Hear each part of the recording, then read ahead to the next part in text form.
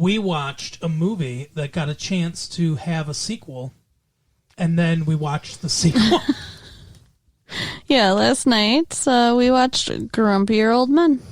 Yep, we went to the theater, and we... had the popcorn. Yep, and we watched two old men romance two older women.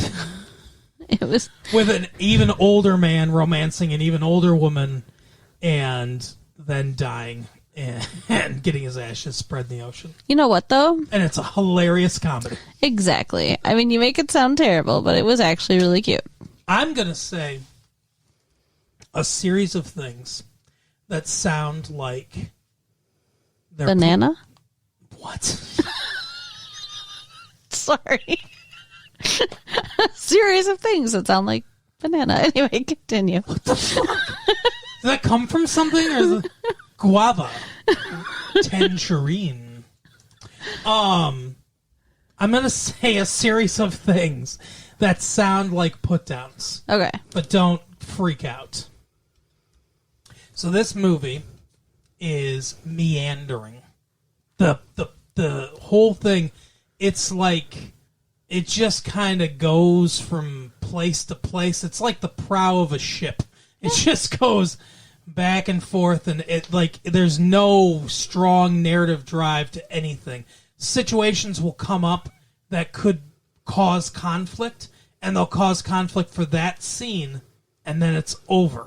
Yeah. Like at one point, what's her name? Ariel is her character's name. I can't think of Anne Margaret.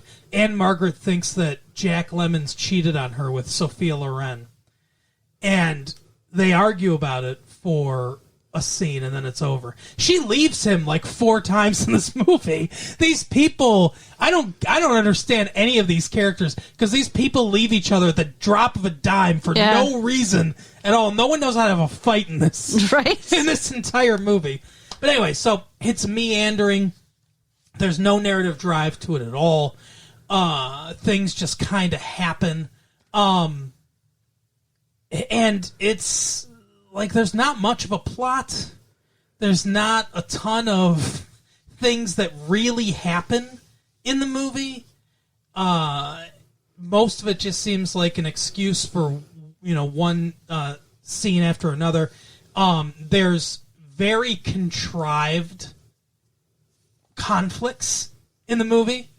At one point, Walter Matthau and Jack Lemmon decide we hate each other again, like in the first movie. So we're going to have a montage of us playing pranks on each other, because that was funny in the first movie. So even though it doesn't make any sense for us to, and we're going to make up, like with no consequences. And everything. All that stuff happens in the movie, and it doesn't make a whole lot of character sense. And the montage, it's like a day, but it feels like it should be so much longer. Yeah, and the movie feels a little long, too. But it's kind of a good movie, because, and I think the meandering pace of the movie is on purpose, because basically what we're doing, I don't know if any of you have ever heard Garrison Keillor. I think Prairie Home Companion is it's a radio show that he does, right? Prairie Home Companion? Yeah. Like a cowboy's like nurse? Like, I don't understand this.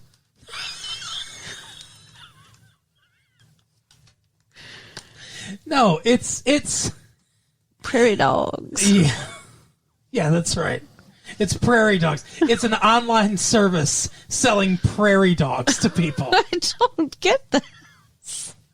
It's a radio show where they go to this little town on the prairie, kind of like a Little House on the Prairie, right?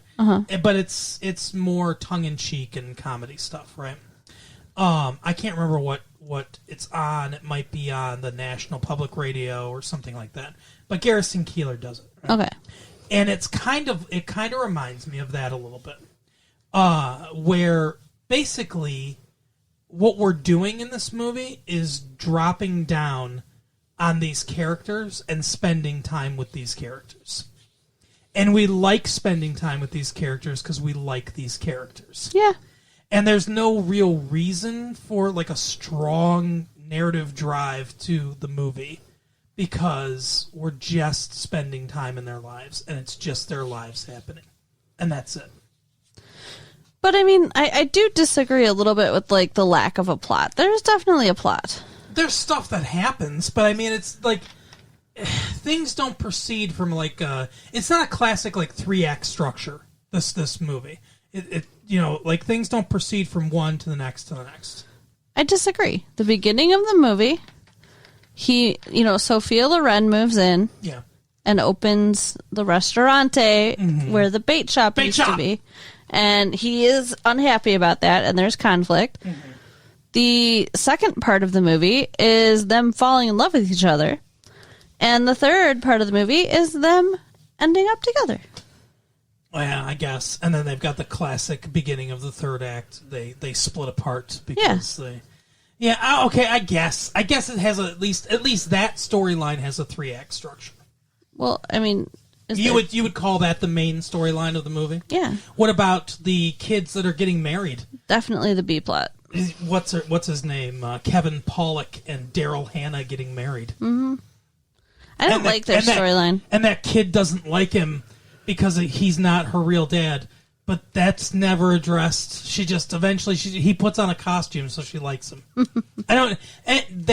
The thing I most didn't like about this movie is none of the conflict makes any sense. Okay.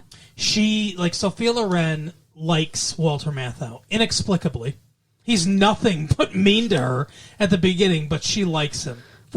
He's bold. Which shows, though, like she was married 5 times before, right? Mm-hmm. So she has terrible taste in men, and she's probably been with a bunch of guys who treat her like shit.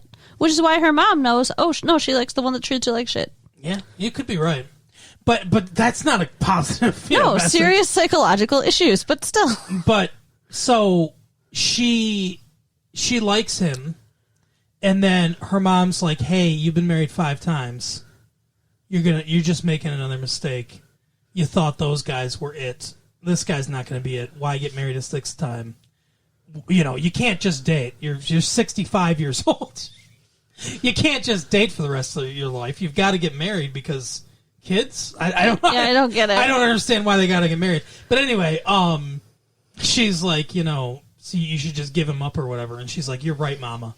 And she doesn't. She's like, that's so arbitrary to me. She starts dating him, and she's like, oh, okay, yeah, I'm not going to string him along. She's like, if you care about him, then you won't see him anymore, which makes no sense. And then she's like, doesn't tell him or anything. She just stands him up, which is so mean. Anne Margaret gets angry at Jack Lemmon like 3 times and moves out like 3 times in this movie for dumb reasons. Well, I mean, she thought he cheated on her the one time, but she kicked him out. You shouldn't move out for that. No, yeah, she kicked him out because why? Because he was being mean to Sophia Loren. Yeah. But I guess maybe her motivation is a little bit stronger. But then it's like Daryl Hannah's like, oh, we're moving too fast and I don't like this. And yeah, that was really dumb. Yeah, that makes it comes out of nowhere. It's not hinted at all before then. It comes out of nowhere and it's dumb. And then it gets resolved off screen, by the way.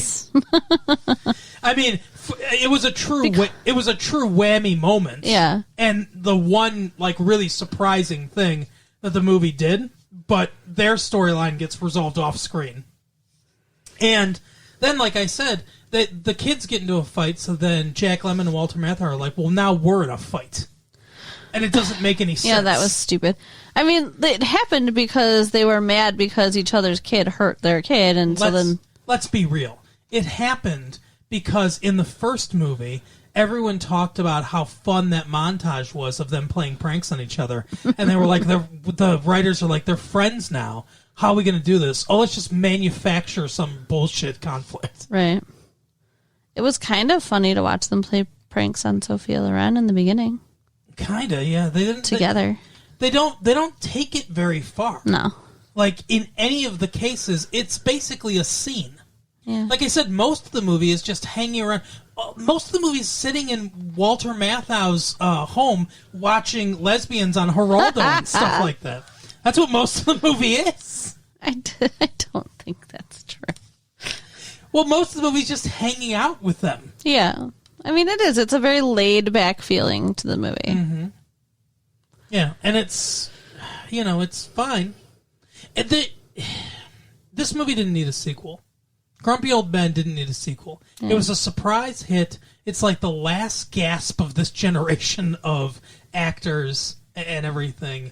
And it didn't need a sequel, but I guess they felt like Walter Matthau's got to get his own attractive woman from the past. So let's find Sophia Loren. She's not doing anything. Now, let me ask you. Walter Matthau, not as good looking as Jack Lemmon. Oh my God. Has that always been the case? Yes. Is Walter Matthau older than Jack Lemmon? He is. Okay, you can tell. His face looks like one of those dogs, like a Shar-Pei, just like He looks like a hound dog. That's what he looks like. Looks like Deputy Dog. Like, yes. Yeah. Exactly. Thank you. No problem. Yeah, he's 7 years older than Jack Lemmon. Okay. See, that makes sense. They have a cute relationship. An old man cute relationship. And you can tell they've been friends for a long, long time. Mm-hmm. One of my favorite stories is Walter Matthau had a heart attack. And it's hilarious so far, right? Walter Matthau, I think they were rehearsing or something like that. And Walter Matthau had a heart attack. And Jack Lemmon was there and was worried about him. He comes over to, Walter Matthau's side, and he's like, oh, Walter, are you doing okay? And Walter Matthau looks at me and goes, I make a living. In the middle of a heart attack. But, yeah, they have a genuine friendship that has been cultivated over years. And that chemistry is palpable on the screen. Yeah. And that's the strength of this movie is the off-screen relationship of its two stars. I guess. You talk about the movie then. No, I mean, I just think that it's cute. Mm-hmm. It's enjoyable. It makes you feel good to watch it. Like, I mean, yeah, it's not a super thriller, and it's not like, dynamically, beautiful to watch or something. It's just, it's a true feel-good movie. I guess. Most of the people in it are miserable. They are in Minnesota, so. Minnesota. They talk about the German heritage of Minnesota, because they have this Oktoberfest thing, but they have such a Scandinavian heritage in Minnesota, too. I mean, even his name reflects it, Gustafsson. Yeah. Gustafsson sounds German. But Gustafsson is Gustav's son. The way they do last names in Scandinavia, or the way they used to do last names anyway in Scandinavia, is they would take the dad's first name, and if it was a boy, they'd say son, and if it was a girl, they'd say daughter. I can't remember Bjork's real name, but Bjork's last name ends in daughter. And, you hear son more often because in our culture, you take the male's last name. Right. So son is the one that's proliferated. But, yeah, like Gustav's son would be Gustav's son. That's why Eric the Red's son was named Leif Erikson. Right. So that's where that comes from. So it sounds Scandinavian to me anyway, Gustafsson. Watching the Oktoberfest, it reminded me of Frankenmuth, and it made me want to go there. Well, it's the middle of winter, so. Yeah, I've been there in the middle of winter. Frankenmuth right now. They're awesome for Christmas time. Freeze our asses off. Yeah, but then you eat the nice warm German food. I thought you were going to say it. Oh, goodness gracious. Get your mind out of the gutter. Well, you're the one listening to The Offspring thinking they're talking about underage sex or whatever. Anyway, yeah, but that's about all I got to say about it. Yeah. So I guess that's our episode for the week. If you want to feel good and happy, eat popcorn and watch Grumpier Old Men. Okay. Okay. And what else should they do to feel good and happy? Come to our website, retrolatefee.com, and write us at latefee1994 at AOL.com, and tell your friends all about it. That's right. We will see you next time. Bye. Bye.